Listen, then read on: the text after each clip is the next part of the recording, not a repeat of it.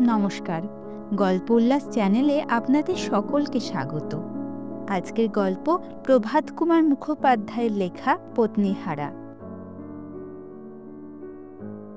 চুঁচুড়ার গঙ্গা তীরে একটি সুন্দর ত্রিতল অট্টালিকা। তাহার একটি সুসজ্জিত কক্ষে সেই গৃহের অধিষ্ঠাত্রী দেবী সপ্তদশ বর্ষীয়া যুবতী শ্রীমতী সুনীতিবালা বসিয়া কবিতা পাঠ করিতেছেন। তাহার মুখখানি অতি সুন্দর, চোখে এখনও বালিকাসুলভ চপলতা পূর্ণ মাত্রায় বিরাজ করিতেছে। স্নান সমাপ্ত হইয়াছে, চুল এখনও শুকায় নাই, তাই সেইগুলি খোলা অবস্থায় পিঠের কাপড়ের ওপর পড়িয়া আছে। জানালা দিয়া গঙ্গার বায়ু আসিয়া সেগুলি শুকাইয়া দিবার চেষ্টা করিতেছে। বেলা ক্রমে বাড়িয়া উঠিল, 9টা বাজিয়া গেল। কাব্য আর সেই সুন্দরী পাঠিকার মন তেমন বাঁধিয়া রাখিতে পারিল না। বাহির হইতে পদশব্দের আভাস মাত্র কানে আসিলেই তিনি চমকিত হইয়া উঠিতে লাগিলেন। গঙ্গার ধারে বিস্তর স্নানার্থী সমাগম হইয়াছে। সুনীতি মাঝে মাঝে গবাক্ষ পথে তাহাদের প্রতিও দৃষ্টিপাত করিতে লাগিলেন। তাহার এই মানসিক চঞ্চলতা শীঘ্রই বিদরিত হইল। একখানি দৈনিক সংবাদপত্র হাতে করিয়া সহাস্য মুখে সুনীতির স্বামী প্রবেশ করিলেন। সুনীতির স্বামীটি সম্পূর্ণভাবে সুনীতির উপযুক্ত। বিধাতা যজ্ঞকে যজ্ঞের সহিতই যোজনা করিয়াছেন। ইহার অপেক্ষা সুবোধচন্দ্রের আর বেশি বর্ণনা নিষ্প্রয়োজন। কবিতা পুস্তকখানি পার্শ্বস্থ টেবিলের ওপর ফেলিয়া সুনীতি জিজ্ঞাসা করিল, অত হাসি কেন? সুবোধ হাসিয়া বলিল, সহ্য হয় না নাকি? না। কেন? তুমি বাইরে থেকে হাসতে হাসতে এসেছ, তা তো হবে না। আমার কাছে এসে আমাকে দেখে তবে তুমি হাসবে। তুমি কি শুধু ঘরে আছো? তুমি কি বাইরে নেই? সুনীতি হাসিয়া বলিল, আচ্ছা, পরাজয় স্বীকার করলাম রাজন, তোমারই আমি অন্তরে বাহিরে। এখন ব্যাপারখানা কি বলো দেখি শুনি। দেখবে আবার শুনবে? চালাকি রাখো। কাগজে তোমার বউয়ের সুখ্যাতি বেরিয়েছে নাকি? আমার বউয়ের? কি জ্বালা! তোমার কেতাবের গো মশাই, কেতাবের। তোমার ফুলোহারের সুখ্যাতি কবে কাগজে কেউ সমালোচনা করেছে বুঝি? যদি বলি তাই, তবে আমি রাগ করব। অপরাধ? সুনীতি হাসিয়া বলিল, আচ্ছা, পরাজয় স্বীকার করলাম রাজন, তোমার স্পর্শ করবে কেন? সুবোধ হাসিয়া বলিল, তবে তা নয়। তবে কি? আন্দাজ করো। সুনীতি তাহার সেই হাসি মাখা চক্ষু দুইটি উল্টাইয়া দুইবার ঢোক গিলিয়া শেষকালে বলিল, বুঝেছি। কি বলো দেখি? দুষ্টামির হাসি হাসিয়া সুনীতি বলিল, বলবো কেন? সুবোধ বলিল, না, তোমায় বলতেই হবে। সুনীতি চক্ষু ঘুরাইয়া বলিল, ইস, হুকুম নাকি? নয়তো কি? বটে। জানো না আমি রানী, তুমি মোর প্রজা? তবে তোমার সখীদের ডাকো, আমায় ফুলো পাশে বেঁধে ফেলুক, দুটো গান শুনে নিন। বলিয়া সুবোধ সুর করিয়া আরম্ভ করিল, যদি আসে তবে কেন যেতে চাই। সুনীতি রাগ করিয়া বলিল, রঙ্গ রাখো, কি হয়েছে বলো। তুমি কি আন্দাজ করেছ সেইটি আগে বলো। সে আমি বলবো না, তুমি বলো চাই নাই বলো। সুবোধ বলিল, না, সে আমি শুনব না, তোমায় বলতেই হবে। সুনীতি মুখখানি গম্ভীর করিয়া বলিল, না, যদি না মেলে তবে তুমি ভারী হাসবে। হাসলামই বা? আমি যে ভারী অপ্রতিভ হয়ে যাব। হলেই বা? আমার চোখ যে ছলছল করবে। তোমার চোখে একটি ওষুধ দিয়ে সেই ছলছল ভাব ভালো করে দেব।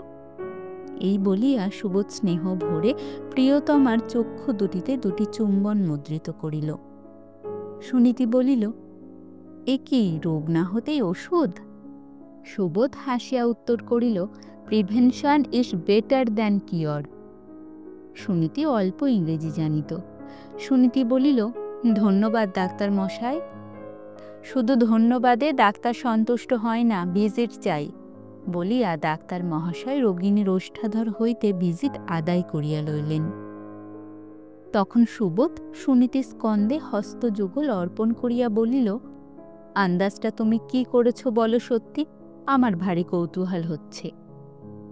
সুনীতি বলিল, বিলক্ষণ, নিজের কথা যা বলবার আছে তা বলবেন না, আমায় খালি খালি জেরা করবেন। ভারী মজার লোক তো, তুমি বলো আর না বলো, আমি সে কথা বলছি নে। সুবোধের কৌতূহল উত্তরোত্তর বৃদ্ধি করিতে সুনীতি সম্পূর্ণ কৃতকার্য হইল।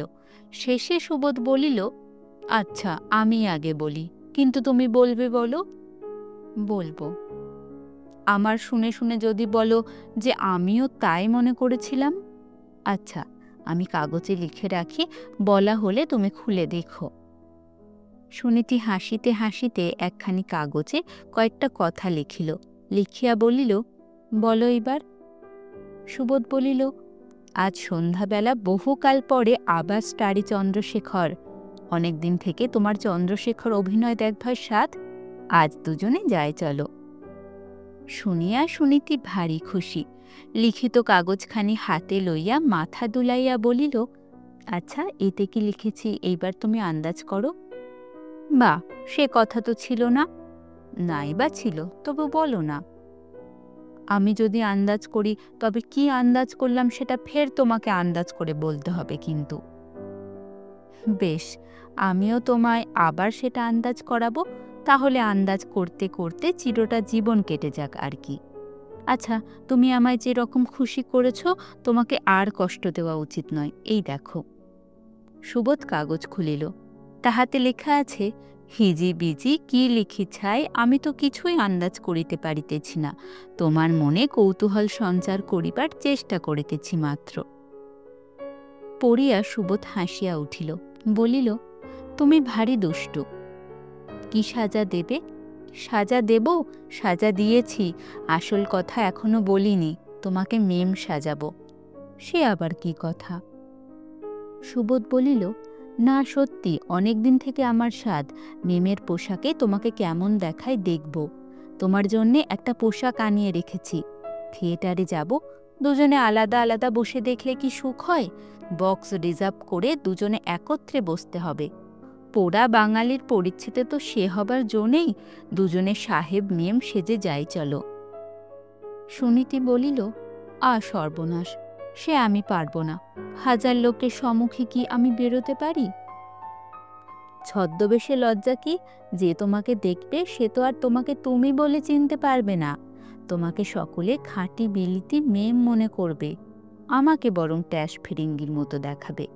সাহেবেরা হিংসেতে ফেটে মরবে, আর ভাববে বিধাতা বানর গলে দিল মতির হার। সুনীতি বলিল, যাও যাও, ভারী ঠাট্টা শিখেছ, তোমায় আর পাগলামি করতে হবে না, সেসব হবে টবে না। অনেক মিনতি, অনেক সাদাসাদি, অনেক মান অভিমানের পর সুনীতি বলিল, আচ্ছা ঘরে পড়ে দেখি কেমন দেখায়, তারপরে বলবো। আহারাদির পর সুবোধ দুইটা তোরঙ্গ শয়নকক্ষে আনাইয়া লইল।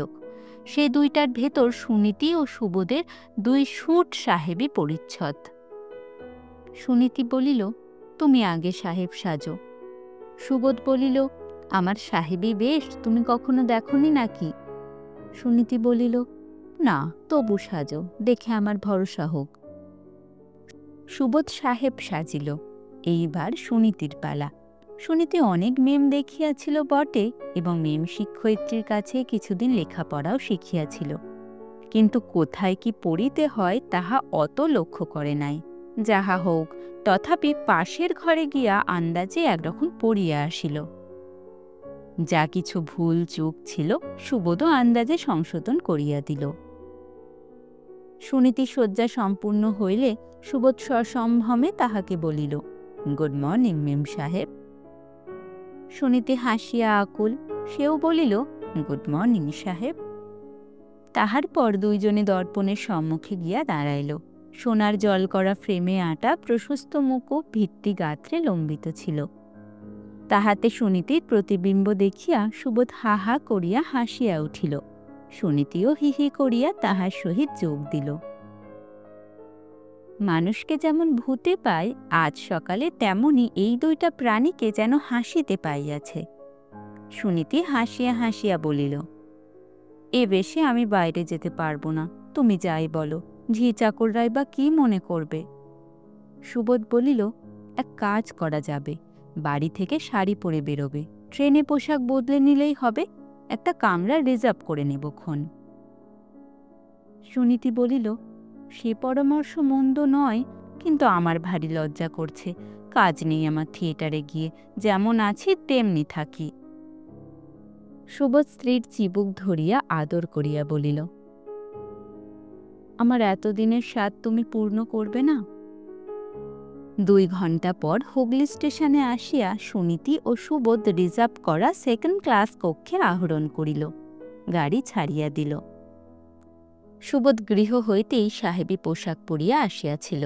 গাড়ি ছাড়িবা মাত্র সুনীতিকে সে স্বহস্তে বিবি সাজাইয়া দিল।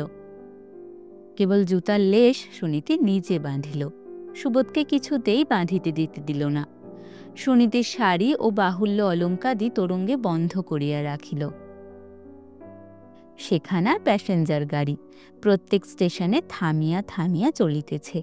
গাড়ি ছাড়িয়া দিলে সুনীতি স্বামীর পার্শ্বে বসিয়া বাহিরের দৃশ্য অবলোকন করে। স্টেশনের নিকটবর্তী হইলেই পলাইয়া ও কোণে গিয়া বসে। সুবোধ কিছুতেই তাহাকে ধরিয়া রাখিতে পারে না। গাড়ির ছাদে যেখানে লণ্ঠনের গহ্বর, সেখানে চারিপাশে চারিখানা আরশিবু টুকরা আটা আছে।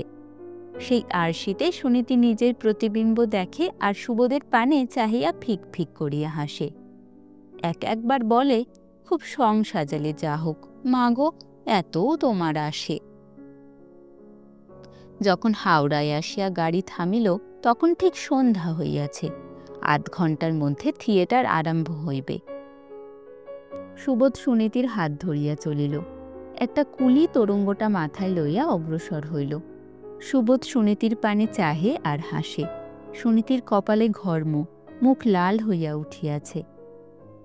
ছেলেবেলায় যা জুতা পায়ে দিয়াছিল, জুতা পায়ে দিয়া চলিতে পারিবে কেন? 2 পা 3 পা চলিয়াই হোঁচট খাইয়া পরিবার উপক্রম করিতেছে। সুবোধ গাড়ি ভাড়া করিল। গাড়োয়ান জিজ্ঞাসা করিল, কোথায় যাইতে হইবে? সুবোধ বলিল, স্টার থিয়েটার, হাতিবাগান। সুনীতিকে গাড়িতে তুলিয়া দিয়া সুবোধ বাহিরে দাঁড়িয়াই তাহাকে বলিল, তোরঙ্গটার সঙ্গে নিয়ে গিয়ে আর কি হবে? থিয়েটারের বাইরে গাড়িতে পড়ে থাকবে, যদি কেউ উঠিয়ে নিয়ে যায়, কিংবা গাড়োয়ানটাও নিয়ে চম্পট দিতে পারে। ভেতরে ঢের জিনিস রয়েছে, স্টেশন মাস্টারের জিম্মায় রেখে আসি। সুনীতি সম্মতি সূচক ঘাড় নাড়িল। সুবোধ কুলিটাকে লইয়া প্রস্থান করিল। সুবোধকে চলিয়া যাইতে দেখিয়া গাড়োয়ান হাঁকিয়া জিজ্ঞাসা করিল, কাহা জানা হোগা হুজুর? সুবোধ মুখ ফিরাইয়া বলিল, হাতিবাগান, স্টার থিয়েটার। সুবোধ গিয়া স্টেশন মাস্টারের সন্ধান করিল। স্টেশন মাস্টার নাই। কিয়ৎক্ষণ অপেক্ষা করিতে স্টেশন মাস্টার আসিল। সে বলিল, প্যাসেঞ্জারগণের জিনিসপত্র আমি রাখি না, হেড পার্সেল ক্লার্কের কাছে যান, 4 আনা ফি লাগিবে, রসিদ পাইবেন। সুতরাং সুবোধ হেড পার্সেল ক্লার্কের সন্ধানে চলিল। অনেক কষ্টে তবে তাহাকে আবিষ্কার করিতে সমর্থ হইল। তিনি একটি বাঙালি বাবু। চক্ষু দেখিলে মনে হয় বিলক্ষণ আফিন সেবন করা অভ্যেস আছে। অত্যন্ত ধীরভাবে সে ব্যক্তি সুবোধের প্রস্তাব শ্রবণ করিল। শেষে বলিল, 4 আনা লাগিবে। এই বলিয়া রসিদের বহি বাহির করিল। পেন্সিলটা খুঁজিতে কিয়ৎক্ষণ গেল। পেন্সিল যদি মিলিল, তবে কার্বন কাগজ আর পাওয়া যায় না। এদেরাজ সেদেরাজ, এ আলমারি সে আলমারি, বহু অনুসন্ধানেও যখন কার্বন কাগজ পাওয়া গেল না, তখন সুবোধ বলিল, মহাশয় আমার সময় নাই, না হয় হাতে লিখিয়া দেন না। সুবোধের অঙ্গে ইংরেজি বেশ ছিল, সুতরাং অনুরোধটা উপেক্ষিত হইল না। রসিদ লইয়া কুলিকে বিদায় দিয়া সুবোধ তাড়াতাড়ি গাড়ির কাছে ছুটিয়া গেল। গিয়া দেখিল, যেখানে সুনীতির গাড়ি ছিল সেখানে নাই। মুহূর্তের মধ্যে পৃথিবীখানা বিদ্যুৎ মণ্ডিত বলিয়া মনে হইল। কিন্তু সুবোধ তৎক্ষণাৎ আত্মসম্বর করিয়া ভাবিল, এইখানে কোথাও গাড়ি নিশ্চয় সরিয়া গিয়া দাঁড়াইয়াছে। স্টেশনের অঙ্গনে তখনও বহু সংখ্যক গাড়ি দণ্ডায়মান। সুবোধ প্রত্যেক গাড়ির কাছে গিয়া উঁকি মারিয়া দেখিতে লাগিল। সেই গাড়ির নম্বরটা কেন দেখিয়া রাখে নাই, কেন এমন মূর্খতা করিল, এই ভাবিয়া নিজ বুদ্ধিকে অত্যন্ত ধিক্কার দিতে লাগিল। কিন্তু অনুশোচনার সময় নাই। ক্রমেই অন্ধকার বাড়িতেছে, একে একে গাড়িগুলিও বাহির হইয়া যাইতেছে। সহসা একটা কথা সুবোধের মনে হইল। যখন গাড়োয়ান জিজ্ঞাসা করিয়াছিল কোথায় যাইতে হইবে, তখন সে বলিয়াছিল স্টার থিয়েটার। গাড়োয়ান সুনীতিকে লইয়া যদি স্টারে উপস্থিত হইয়া থাকে। এই কথাটা মনে হইবা মাত্র সুবোধ একখানা গাড়ি ভাড়া করিয়া স্টার থিয়েটার ছুটিল। গাড়িতে বসিয়াই ভাবিতে লাগিল, নিশ্চয় তাহাই হইয়াছে। সে যখন কুলি সঙ্গে লইয়া স্টেশন মাস্টারের নিকট বাক্স রাখিতে গেল, তখন তো গাড়োয়ানকে অপেক্ষা করিতে বলিয়া যায় নাই। মেম সাহেবেরা একাকীও ভ্রমণ করিয়া থাকেন। গাড়োয়ান কোনো সংশয় না করিয়া আপন মনে হাঁকাইয়া গিয়েছে আর কি। সুনীতি কি আর মুখ বাড়াইয়া চিৎকার করিয়া তাহাকে নিষেধ করিতে পারিয়াছে? এই ঘটনায় সে ভয়ে বিস্ময়ে ভ্যাবা গঙ্গারাম হইয়া গাড়ির ভিতর বসিয়া কাঁপিতেছে, হয়তো কাঁদিতেছে, নয়তো মূর্ছা গিয়েছে। স্টার থিয়েটারের সম্মুখে গাড়ি পৌঁছিল। মহা সমারোহে চন্দ্রশেখরের অভিনয় আরম্ভ হইয়াছে। জনতা অত্যন্ত অধিক। বহু লোক স্থান অভাবে টিকিট পাইতেছে না, ফিরিয়া যাইতেছে। সুবোধ লম্ফ দিয়া গাড়ি হইতে অবতরণ করিল। দণ্ডায়মান সমস্ত গাড়িগুলি একে একে অন্বেষণ করিল। কোনোখানিতে সুনীতি নাই। তাহার মাথা ঘুরিতে লাগিল। বুদ্ধিশুদ্ধি লোভ হইবার উপক্রম হইল। ফিরিবার সময় প্রত্যেক গাড়ির গাড়োয়ানকে জিজ্ঞাসা করিল, তুম কই মেম সাহেব কো লায়া? সকলেই বলিল না। একজন বলিল, হাঁ হুজুর, লায়া। সুবোধের বুকের ভিতরটা ধড়াস করিয়া উঠিল। মনে হইল এইবার যেন অকল সমুদ্রের কূল পাইয়াছি। ঘোড়া দুইটি দেখিল, গাড়োয়ানের পানে চাহিল। ঠিক যেন সেই ঘোড়া ও সেই গাড়োয়ান বলিয়াই মনে হইল। এক মুহূর্তের মধ্যে এই সমস্ত ঘটিয়া গেল। দ্বিতীয় মুহূর্তে সুবোধ গাড়োয়ানকে জিজ্ঞাসা করিল, কাহা সে লায়া? হাওড়া স্টেশন সে? हाँ हुजूर, हावड़ा स्टेशन से लाया। हमको देखा था? কোচবাক্সে বসিয়া মুখ ঝুঁকাইয়া সেই অল্প আলোকে গাড়োয়ান সুবোধের মুখ নিরীক্ষণ করিল। ভাবিয়া চিন্তিয়া বলিল, हाँ हुजूर, आपको माफिक একটু সাহেবকে তো দেখা থা। সুবোধ তখন অত্যন্ত আগ্রহের সহিত বলিল, মেম সাহেব কিধর গিয়া? মেম সাহেব ভিতর মে তামাশা দেখ রহি হে। শুনিয়া সুবোধ ভারী নিরাশ হইল। ভাবিল, তবে এ তো সুনীতি নহে। সুনীতি হইলে সে কখনো গাড়ি ত্যাগ করিয়া টিকিট কিনিয়া থিয়েটারের ভিতর প্রবেশ করিত না। তাহা একান্তই অসম্ভব। তথাপি ভাবিল, একবার দেখা যাউক। ভিড় ঠেলিয়া ফটক পার হইয়া সুবোধ থিয়েটারের অঙ্গনের ভিতর প্রবেশ করিল। যে ব্যক্তি টিকিট বিক্রয় করে তাহাকে জিজ্ঞাসা করিল, ইংরেজ বেশধারিণী কোনো বঙ্গমহিলা টিকিট ক্রয় করিয়াছেন কি? সে ব্যক্তির নাম ভবচরণ। বলিল, মহাশয়, কত লোক টিকিট লইয়াছে। এই ভিড়ে কি কাহারও মুখের পানে চাহিয়া দেখিবার অবসর পাইয়াছি? তবে মনে হইতেছে যেন একজন লইয়াছেন। সুবোধ লোকটার হাতে একখানা নোট দিয়া বলিল, মহাশয়, একবার বাহিরে আসুন। ভবচরণ সসম্ভ্রমে বাহির হইয়া আসিল। উৎসুকের সহিত কহিল, কি মহাশয়? সুবোধ বলিল, আমাকে একটু সাহায্য করিতে হইবে। আপনাদের কোনো লোক দিয়া একবার সেই মহিলাটিকে সংবাদ দিতে হইবে। যদি আমার কার্য সফল হয় তবে আরও একখান নোট দিব। ভবচরণ হাসিয়া বলিল, তা মহাশয় নিশ্চয় করিব। একজন ভদ্রলোকের যদি উপকার করিতে পারি তবে তা না করিব কেন? আপনি একটু অপেক্ষা করুন, আমি এখনই আসিতেছি। বলিয়া ভবচরণ একটু অভূতপূর্ব রকম আচরণ করিল। একটা গোলযোগের ব্যাপার সন্দেহ করিয়া থিয়েটারের কোনো ঝিকে ডাকিয়া তাহার দ্বারা ওপরে সুবোধের বার্তা না পাঠাইয়া ইহা নির্বিবাদে হাসিল করা কোনো ধীর কর্ম নয় মনে করিয়া সে পশ্চাৎ দিক দিয়া থিয়েটারের সাজঘরে উপস্থিত হইল। দেখিল তাহার পরিচিতা রোহিণী নাম্নী নটি দলনী বেগমের পরিচ্ছদ পরিয়া চেয়ারে বসিয়া তামাক খাইতেছে। তাহাকে গিয়া চুপি চুপি বলিল, একটা কাজ করবে? কি? ভবচরণ সংক্ষেপে ব্যাপারখানা রোহিণীকে বুঝাইয়া দিল। রোহিণী বলিল, কি দেবে? একটা 4 ক্রাউন হুইস্কি। আরে রাম, গলা জলে। Green ceiling? আরে তাই, এসো তবে। বেগমের পরিচ্ছদ পরিত্যাগ না করিয়া বাহিরে যাওয়া চলে না, অথচ ছাড়িলে আবার পড়িতে অনেক কষ্ট ও সময় নষ্ট হইবে। সুতরাং রোহিণী একখানা বিলাতি শালে আপাতমস্তক আবৃত করিয়া চটিজুতা পায়ে দিয়া ভবচরণের পশ্চাৎ পশ্চাৎ চলিল। ভবচরণ সুবোধবাবুকে দেখাইয়া বলিল, এরই কথা বলছিলাম। সুবোধ কাঠকেশ হইতে নিজের একখানি কাঠ বাহির করিয়া রোহিণীর হাতে দিল, বলিল, যদি কোনো ইংরেজ বেশধারিণী বঙ্গমহিলাকে ভেতরে দেখেন তবে এই কাঠ দেখিয়ে অনুগ্রহ করে তাকে ডেকে আনবেন। রোহিণী সুবোধের পানে চাহিয়া একটু মুচকি হাসি হাসিল। কাঠখানি লইয়া হেলিয়া দুলিয়া সিঁড়ি ভাঙিয়া ওপরে উঠিল। সুবোধ দাঁড়াইয়া অপেক্ষা করিতে লাগিল। 5 মিনিট পরে রোহিণী কাঠখানি হাতে করিয়া নামিয়া আসিয়া বলিল, ভেতরে ইংরেজ বেশধারিণী আপনার কোনো মহিলা নেই। একজন আছেন, তিনি আপনার আত্মীয়তা অস্বীকার করলেন। সুবোধ কোনো কথা না বলিয়া ম্লান মুখে সে স্থান হইতে চলিয়া গেল। রোহিণী তাহার সঙ্গীকে বলিল, আজ ভালো বিপদে ফেলেছিলে ভাই। একটা গ্রেনসিলের লোভে প্রাণটা গিয়েছিল আর কি। খুঁজে খুঁজে ইংরেজ বেশধারিণী মহিলার কাছে উপস্থিত হয়ে বললাম, আপনার স্বামী বাইরে অপেক্ষা করছেন, আপনি শীঘ্র আসুন বলে কাঠ দেখালাম। ব্যাটা কাঠখানা ছুঁড়ে আমার গায়ে ফেলে দিলে, চোটে লাল, আমাকে মারে আর কি। তুমি কোন সাহসে বললে তোমার স্বামী বাইরে অপেক্ষা করছেন? স্বামী কি অন্য কেউ কি করে জানলে? নিশ্চয় স্বামী, দেখছো না লোকটা মনেহারা ফণি হয়ে বেড়াচ্ছে। স্বাধীনতাওয়ালা আলোকপ্রাপ্ত লোক, স্ত্রীটি হারিয়ে বসে আছেন। অমৃত বোসকে বলবো খন, ভারী একটা মজার নতুন প্রহসন হবে।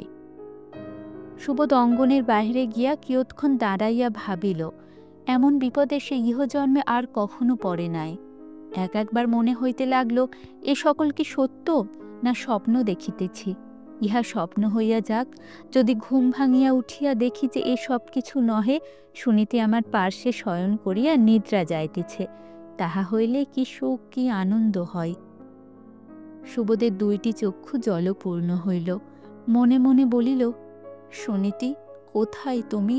কি অবস্থায় রহিয়াছ? কোন দস্যু হস্তে কি মহাবিপদে তুমি পতিত হইয়াছ, আমি তো কিছুই জানিতে পারিতেছি না। হাওড়া স্টেশনের প্ল্যাটফর্মে সুনীতি সেই লজ্জা রক্তিম মুখখানি কেবলই সুবোধের মনে পড়িতে লাগিল। দীর্ঘ নিঃশ্বাস ফেলিয়া ভাবিল, হায় হায়, আমি তোমার সর্বনাশ করিলাম। কিন্তু এমনভাবে কালক্ষেপ করিয়া কি ফল হইবে? সুবোধ মনে করিল, আর একবার হাওড়া গিয়া অনুসন্ধান করি। যদি সে গাড়িখানা এতক্ষণ ফিরিয়া আসিয়া থাকে, যে গাড়ি সুবোধ হাওড়া হইতে ভাড়া করিয়া আসিয়াছিল তাহা এতক্ষণ অপেক্ষা করিতেছিল। সুবোধ তাহাতে আরোহণ করিয়া হাওড়ায় যাইতে কহিল। স্টেশনে পৌঁছিয়া সুবোধ দেখিল অঙ্গন বহু শতকে পরিপূর্ণ। পাঞ্জাব ডাকগাড়ি ছাড়িবার সময় উপস্থিত। হতবুদ্ধির মতো সকল গাড়িগুলির কাছে একবার দাঁড়াইল। কেমন করিয়া সে গাড়ি চিনিয়া বাহির করিবে? ডাকগাড়ি ছাড়িয়া গেল। সুবোধ একটা মতলব স্থির করিয়াছে। স্টেশন মাস্টারের কাছে গিয়া বলিল, মহাশয়, আপনার সমস্ত কুলিকে যদি দয়া করিয়া একত্র করেন তবে অত্যন্ত উপকৃত হই। বৈকালের ট্রেনে যে ব্যক্তি আমার তরঙ্গ নামাইয়াছিল তাহাকে আমার বিশেষ প্রয়োজন। স্টেশন মাস্টার গম্ভীর মূর্তি ধারণ করিয়া বলিলেন, মহাশয়, জিআর পুলিশকে আবেদন করুন।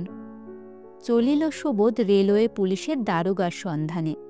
দারোগা সাহেব মুসলমান, চারপাই পাতিয়া নিদ্রার আয়োজন করিতেছিলেন। তাহার সমীপে সুবোধ উপস্থিত হইয়া আপনার আবেদন জানাইল। প্রথমে তো দারোগা সাহেব কথা কানেই তোলেন না। অবস্থা বুঝিয়া প্রাণের দায়ে সুবোধ তাহাকে কিঞ্চিৎ দাক্ষিণান্ত করিল। তখন দারোগা সাহেব সতেজে উঠিয়া বসিলেন। রাইটার কনস্টেবলকে হুকুম দিলেন, বোলাও সব কুলি লোগোকো। পুলিশের হাঁক ডাকে স্টেশন প্রকম্পিত হইয়া উঠিল। দলে দলে বহু কুলি আসিয়া সুবোধের সম্মুখে দাঁড়াইল। ক্রমে যে ব্যক্তি সুবোধের তরঙ্গ নামাইয়াছিল সে উপস্থিত হইল। সুবোধ তাহাকে চিনিল। জিজ্ঞাসা করিল, বিকালে ট্রেনে নামিয়া যে গাড়ি আমি ভাড়া করিয়াছিলাম সে গাড়ির গাড়োয়ানকে তুমি চেনো কি? সে ব্যক্তি বলিল, চিনি বই কি হুজুর, তার নাম রহিম বক্স। রহিম বক্সের আড্ডা কোথায় জানো? জোড়াসাঁকো। সেখানে আমাকে লইয়া যাইতে পারো, ভালো করিয়া বকশিস দিব। বকশিসের নাম শুনিয়া কুলি পঙ্গুর অত্যন্ত উল্লসিত হইয়া বলিল, চলুন না হুজুর, এখনই যাইতেছি। কুলি সুবোধের সঙ্গে চলিল।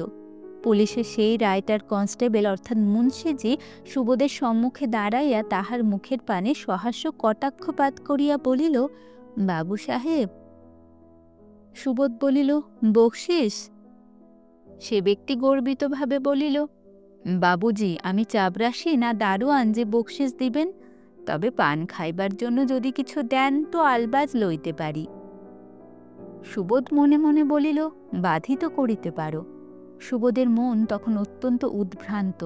টাকার প্রতি মায়া মমতা সম্পূর্ণভাবে তিরোহিত হইয়াছে। ঠন করিয়া একটা টাকা ফেলিয়া দিল। টাকাটা কুড়াইয়া লইয়া মুন্সি বলিল, বন্দিগি বাবু সাহেব। কুলিকে সঙ্গে লইয়া গাড়ি করিয়া সুবোধ জোড়াসাঁকোর এক অন্ধকার গলিতে উপস্থিত হইল। পথে বরাবর শঙ্কা করিতে করিতে আসিয়াছিল হয়তো গাড়োয়ানের দেখা পাওয়া যাইবে না, কিন্তু সে আশঙ্কা অমূলক হইল। গাড়ি আছে, গাড়োয়ান পার্শ্বে খাটিয়ায় শুইয়া ঘুমাইতেছে। কুলি তাহাকে জাগাইল, রহিম, ও রহিম, ওঠ ওঠ। রহিম ঘুমের ঘোরে বলিল, আজ আর আমি ভাড়া যাব না, আজ দাও মেরে নিয়েছি। শুনিয়া সুবোধের মনটা ছনাৎ করিয়া উঠিল। ভাবিল, কি অমঙ্গলের কথাই শুনিব না জানি। কুলি তাহাকে আশ্বাস দিল, ওঠ, ভাড়া যেতে হবে না, শীঘ্র ওঠ। রহিম কোনো মতে উঠিল। মুখে ভয়ানক মদের গন্ধ। বিড়বিড় করিয়া কি বকিতে লাগিল কিছুই বোঝা গেল না। বকিতে বকিতে আবার ধপাস করিয়া খাটিয়ায় বসিয়া পড়িল। কুলি তখন গাড়ির জ্বলন্ত লণ্ঠনটা খুলিয়া আনিয়া সুবোধের মুখে আলোক ধরিল। জিজ্ঞাসা করিল, একে চিনতে পারিস? সুবোধকে দেখিবা মাত্র গাড়োয়ান উঠিয়া দাঁড়াইল। হাত দুইটি জোর করিয়া অত্যন্ত করুণ স্বরে বলিল, হুজুর, আপনার মেম সাহেব আজ আমাকে 10 টাকা বকশিস দিয়েছেন। সুবোধ যেন হাতে স্বর্গ পাইল। জিজ্ঞাসা করিল, আমার মেম সাহেবকে কোথায় রেখে এসেছিস? গাড়োয়ানের মাথা ঠিক ছিল না। একে মদের প্রভাব, তাহার ওপর একদমে 10 টাকা লাভ করিয়াছে। কিয়ৎক্ষণ ভাবিল, ভাবিয়া পূর্বত করুণ স্বরে বলিল, হুজুর, ভবানীপুর। কোন স্থান? ছক্কর বেরিয়া। সুবোধের দেহে প্রাণ আসিল। ভবানীপুরে চক্রবেরিয়ায় সুবোধের ভাইরা ভাই অবিনাশ চন্দ্রের বাড়ি। শুনিতে নিশ্চয় সেখানে গিয়াছে, আর কোনো ভাবনা নেই। তবু সুবোধ জিজ্ঞাসা করিল, কত নম্বর? লম্বর তো মনে নাই হুজুর। বারংবার এই কথা বলিতে বলিতে লোকটা হাউ হাউ করিয়া কাঁদিতে লাগিল। তাহার কান্না দেখিয়া সুবোধ অত্যন্ত বিস্মিত হইল। কুলিকে জিজ্ঞাসা করিল, এ কাঁদে কেন? কুলি জিজ্ঞাসা করিল, রহিম, কাঁদিস কেন রে, ভয় কি তোর? রহিম কাঁদিতে কাঁদিতে উত্তর করিল, ভয় আবার কি, বেশি দারু পিলেই আমার কান্না পায়, মনে হয় যেন আমার বিবি মরে গেছে। শুনিয়া সুবোধ মনে মনে হাসিল। বিবির বিরহে মানুষের অন্তরে যে কি ভাব উপস্থিত হয় তাহা সে এতক্ষণ হৃদয়ঙ্গম করিতে পারিয়াছিল। সুবোধ পকেট হইতে একখানা 10 টাকার নোট বাহির করিয়া দিয়া বলিল, তোমরা দুইজনেই 5-5 টাকা বকশিস নাও। পর মুহূর্তেই সুবোধের গাড়ি ভবানীপুর অভিমুখে ধাবিত হইল। রাত্রি তখন 11টা। শীতল নৈশ বায়ু তাহার ললাটের ঘর্ম অপনোদন করিয়া দিল। সুবোধ মনে এক প্রকার অভূতপূর্ব লঘুতা অনুভব করিল। বারংবার অস্ফুট স্বরে বলিতে লাগিল, এ কি মুক্তি, এ কি পরিত্রাণ, কি আনন্দ হৃদয় মাঝারে। চক্রবেরিয়া রোডে অবিনাশ চন্দ্রের বাড়ির সম্মুখে সুবোধের গাড়ি দাঁড়াইল। তাড়াতাড়ি গাড়োয়ানকে বিদায় করিয়া মুক্ত দুয়ারে বাটির ভিতর প্রবেশ করিল। একেবারে অবিনাশচন্দ্রের শয়নকক্ষে গিয়া উপস্থিত।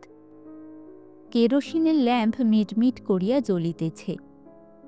অবিনাশচন্দ্র বিছানায় আর হইয়া শুইয়া।